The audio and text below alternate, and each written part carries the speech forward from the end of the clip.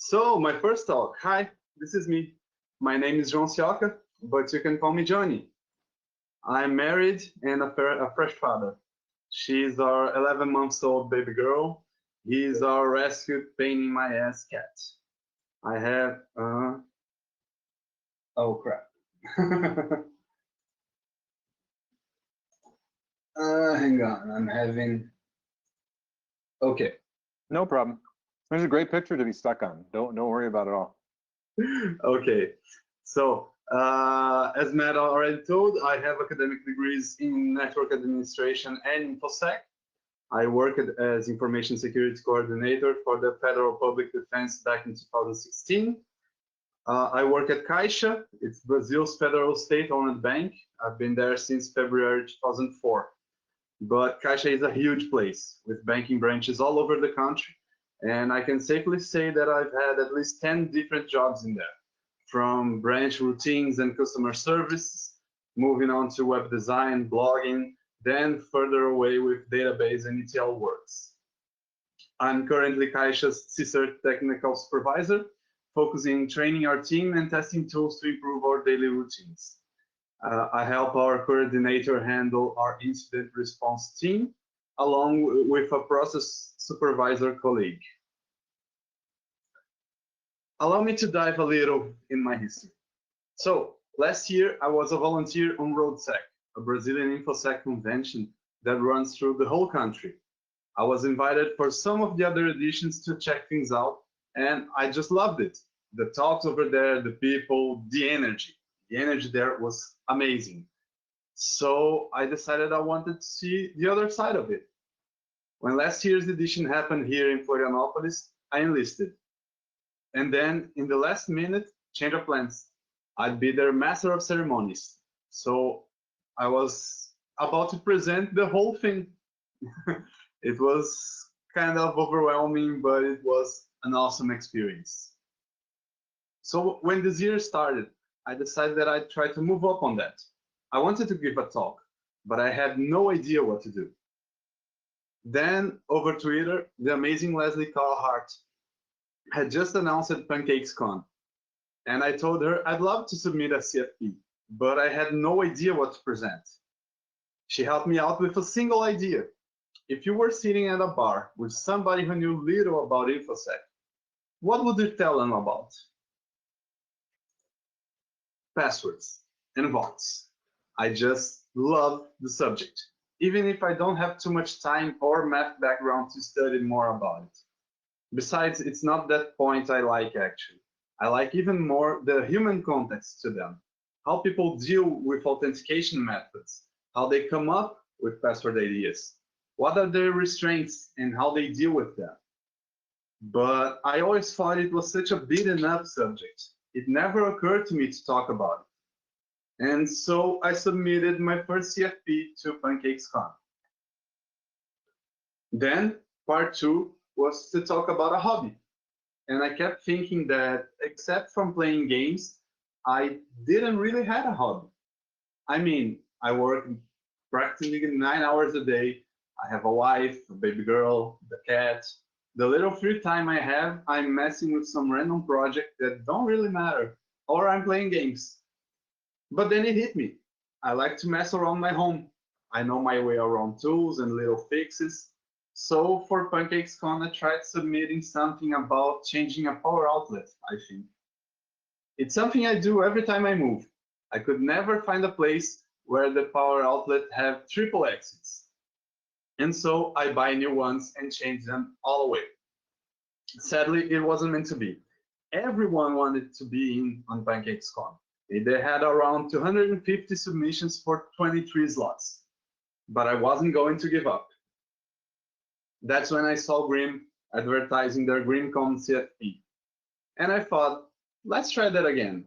And so here we are, password vaults and dead routers.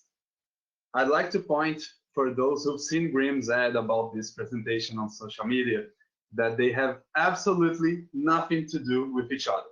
No relationship at all, at least regarding this presentation. If you came to watch because of that, I'm sorry to disappoint. But stay a while and listen. There may be something interesting for you here. So to start things up, one of the things I hate most about passwords is how we're still attached to old guidelines from times gone by. I do know that sometimes they're necessary because of system limitations, but even those have solutions. Bill Burr talked to the Wall Street Journal about his regret on NIST's infamous special publication 800-63 Appendix 8 guidelines, and how he felt that his advice back then did more harm than good. Frequent passwords led us to using weak patterns that we can memorize for daily usage. Forcing the use of special characters led everyone to alphanumeric replacements. So many accounts, how can any regular person use different passwords for each of them? And I'm gonna take a break here to say that I loved Alexander's presentation back then. It was awesome. It synergizes a lot with mine. So, continue. But Bill was too harsh. We didn't know back then what we know now. It's easier to be harsh when you're looking in hindsight than to correctly predict the future. The last paragraph of the first part of Appendix A clearly states that they didn't have much data on passwords users chose back then. I like this old quote that says, understanding is a three-edged sword. Your side, their side, and the truth. So one side is in the past. No one back there had the knowledge about password usage that we have today. Another side is what happened since then. People using patterns and reusing the same password in a gazillion websites. The truth, as I mentioned, is that the underlying data available has changed. What we know now, what we know has changed. What we can see has changed. Understanding this, we can move forward. So, okay, NIST didn't have enough data. Now we have a Wikipedia article on the most common passwords, sorted by year. We have websites dedicated to listing the top 10,000 most common passwords with their MD5 hashes. Oh, but I changed my letters for special characters, Johnny. Well, I've got some news for you. You all probably have seen that XKCD comic that's on the background, right? For those who haven't, they talk about entropy based purely on the length of the password, how entropy goes directly to password strength. So that uncommon base word, troubadour, becomes that substitution mess. Can you remember it?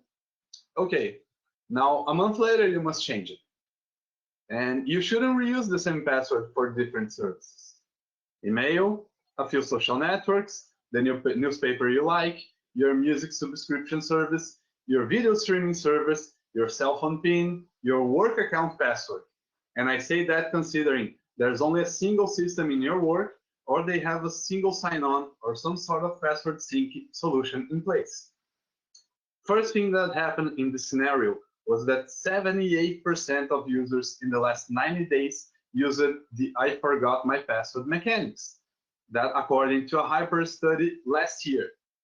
Second thing that happened was password reuse, which led to credential stuffing, with 73% of users having duplicate passwords according to LDAP Wiki. So let's think about it. You need a new password. You follow the old guidelines. So I'm gonna think about something I like, some phrase I like, some quote I like, some music I like. Harder, better, faster, stronger. HBFS. Okay, we still need numbers to add complexity. So 2019. Turns out HBFS 2019 takes 2 hours to crack. Okay, I'm gonna change the 20 from 2019 to shift 2, shift 0. Okay, you added 9 hours to break.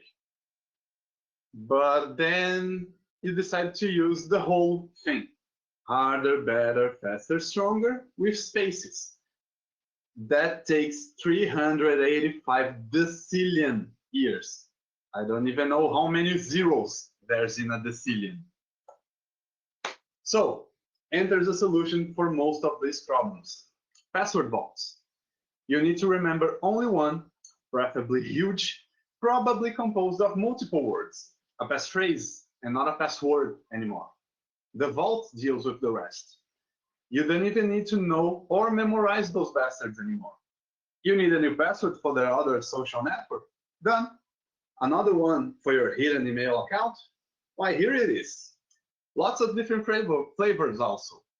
Open source, proprietary, free to use, subscription based, single device, or cloud synced between desktop and mobile devices. You can go full ease of use or completely secure paranoid on a thumb drive that never accesses the internet. You can even make your own offline vault with pen and paper. And as my coach reminded me, if you have people snooping through your bag for passwords, that's an HR problem, not an IT one. But remember I said most vaults aren't a silver bullet. Nothing ever is. Don't ever believe in one outside of entertainment, games, TVs, movies, etc. Anyway, vaults. They don't work everywhere and they aren't meant for everyone. There are also solutions that aren't related to vaults at all. With Microsoft's passwordless authentication using their Authenticator app, 2FA solutions like RSA Secure ID, or other token OTP generator apps and gadgets. And let's not forget FIDO-enabled USB tokens. All of those are alternatives for authentication, and they can complement each other. We can talk more about this later if you'd like, because that wraps up the first part of my presentation. So, I think we all have at least one dead router stuck on some closet or box, right? I had this little guy. It was pretty good, had decent specs, 64 MB, USB, Samba, FTP, torrent support. All this back in 2012, here in Brazil, on a cheap thing. Then, lightning struck, and apparently all its ports burned. And I think part of my brain burnt along with them. Hang on, I'll explain why. I mean, I couldn't get any port to connect to it, you know? There were LEDs blinking when I turned it on, but that's about it. I threw it in a closet and forgot about it. Fast forward a few years, and I find myself reading about open source firmware. And one of the things was about using console access through UART to access a non-responsive router. I thought maybe that could fix all my troubles. So I got myself a USB UART cable, and would you look at that? First steps I followed from some forum post, and bam, LAN ports were working. But the one port was no good. Nothing worked for that. Completely toasted. Reading some more, and I thought that maybe with open firmware, I'd be able to route the one function to one of its LAN ports. But after searching and investigating its pieces, I couldn't get any WRT image that would work on it. Even thought about learning how to customize one, but it was so damn hard. I'm not really programmer material. I did spend about a week trying to figure out how to deal with it, but it was way out of my league. Eventually, I settled with having resurrected it with its stock firmware, and there we went to the closet again because I already had better firmware, better equipment around here. Fast forward some more years, and I was randomly reading stuff on the internet again, and a light flashed in my head. And that part of my brain that got fried along with the router suddenly came back to life. Its LAN ports still work. If its LAN ports work, it could work as a switch, right? And I could use its Wi-Fi, right? So let me back a few months now, because this actually happened right at the start of this quarantine. So last year, right about after Black Friday, Amazon still had a deal for the Echo Dot, and I've been dying to check it out. I always wanted to play with voice assistant and smart lighting, so I got myself an Echo Dot, went to AliExpress and bought some cheap lights. Actually, the last one I was expecting to come arrived today, and it's no good for me. Anyway, I got each one from a different manufacturer just to test them out. Turns out there's no big deal. You make a one-time setup with a manufacturer's app, sync it to Alexa, and it's done. You never need those damn apps again. That was then. Now, after some more reading, I found out that there are some options out there where not even the manufacturer's apps are needed, like Home System I/O. Anyway, back on track. Everything arrived quickly, but this all happened before I remembered about switching. Wi-Fi signal at my home office was awful, the Echo Dot barely worked. I tested the smart lights at the living room, where Wi-Fi was good, and it worked superb. At the home office, no deal. They wouldn't even connect. And so they reverted to dumb lights. Enter the resurrected router. I already had a huge cable coming from the living room to my home office for my old desktop. It was just a matter of putting that cable on the router, setting things up. I even used this to properly set up my internal network, changing default equipment passwords, checking for eventual exposition of web interfaces, and moving away from 192.168.0.1. Now, I got myself a fast replying Echo Dot working nicely with the lights. I have good morning and good night routines. I set up 4 or 5 sunset linked routines that change the brightness and color of my lamps. And I can't wait to see what else I'll be doing with this. Oh yeah, I bought a smart universal infrared controller. So probably the next step will be changing channels on my dumb TV using my voice. But I know I won't go as far as this guy I watched the other day that has so much automation at home. He even implemented an escape game. It looked awesome, but way out of my interest. So I'd like to take a few comments, and share how was this new speaker experience for me, if you guys don't mind at all. Maybe it'll entice a couple of you to come out and join me some next time. First, there was cam and mic test with Rene and Krista from Grimm. Along with testing video and audio, they gave some amazing feedback about things to improve. For example, using my headset instead of the notebook speakers and microphones.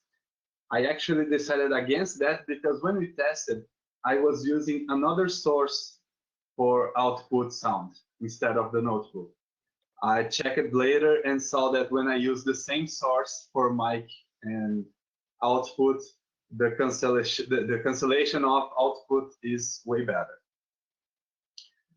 They told me about putting up better lighting or something behind so that my home office won't distract the attention from my audience. Because I was pointing the camera over there where there are books, there are games, there are video games, there's a lot of stuff. What else? That was really awesome. I had never thought about stuff like this that way before, even if I already had done meetings with friends and work colleagues before. Then there were the slides review with Chris. He mapped out a lot of stuff I could improve. And it made me realize I had never before thought about searching on how to make a good presentation. On the second revision, he already told me it had improved a lot. I was really proud of that. So my first test run with Chris ended with the timer hitting 12 minutes and something. As he said, there was a lot he'd like to hear me talk about, since there was so much time left, and it would be easy to double on that time. My second test run was to myself. I swear, I added a lot of details, doubled the number of slides, and 12 minutes. I was looking at the screen thinking, how the hell did this happen? And that was all the reaction I could muster. I kept staring at the screen. And yeah, that's it.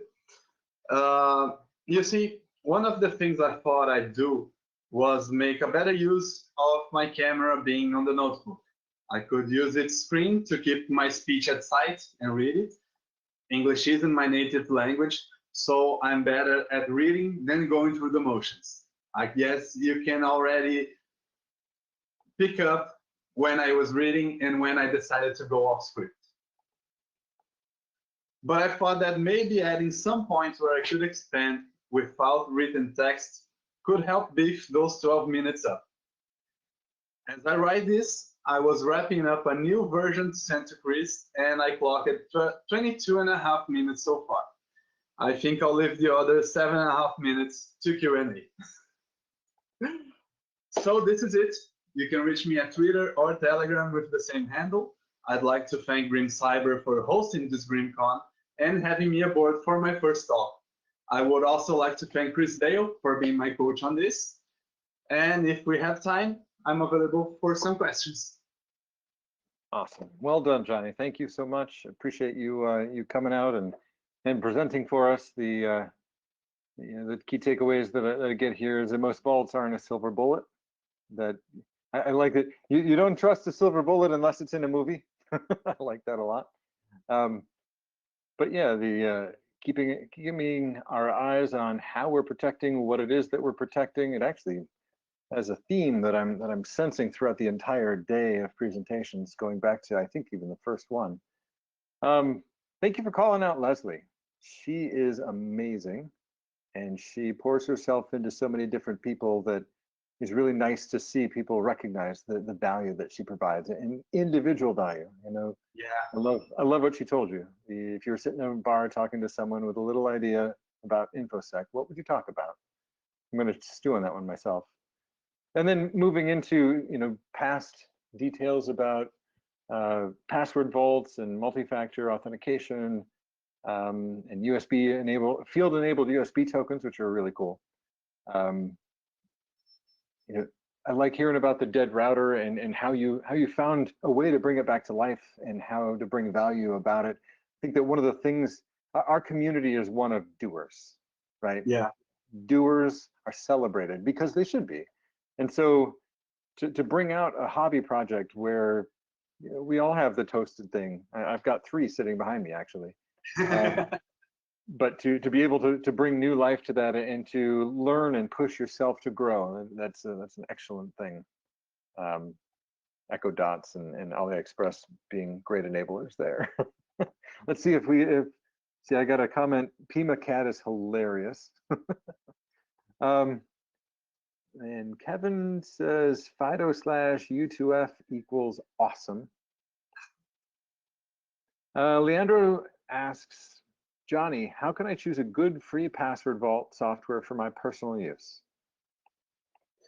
So as I mentioned, there are lots of options out there.